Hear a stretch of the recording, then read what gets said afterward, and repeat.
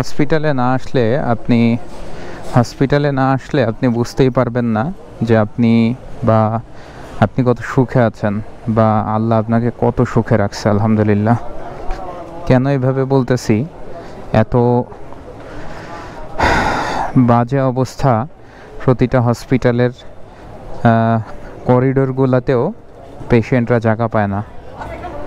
বিশেষ করে government hospital ছাড়া middle class, lower middle class আর পোর পিপলসদের তো আসলে কোনো উপায়ই নাই। আর দালালের চক্রের তো অভাবই নাই, এটা সবাই জানেন।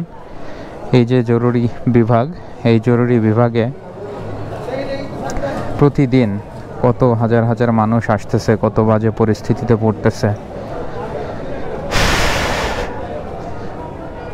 এটা ঢাকা পঙ্গু হসপিটাল।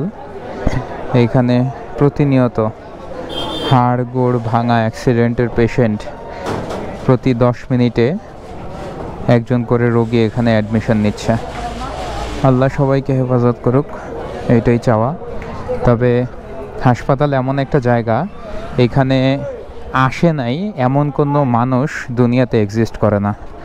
সো আমি যেটা বলতে চাই সেটা হচ্ছে, এই জায়গার অনেক সহজ প্রোটোকল আছে। এই ইজি প্রোটোকলগুলা আপনাদের সবার জেনে রাখা উচিত। তো এইগুলা নিয়ে আপনাদের সামনে আমি আরও একটা ভিডিও নিয়ে আসব। ততদিন পর্যন্ত ভালো থাকেন সবাই। এই হসপিটালে যার যত কম আশা লাগে সেই সব থেকে সুখী। এই হসপিটালে না আশা লাগুক, এইটাই আমরা চাওয়া।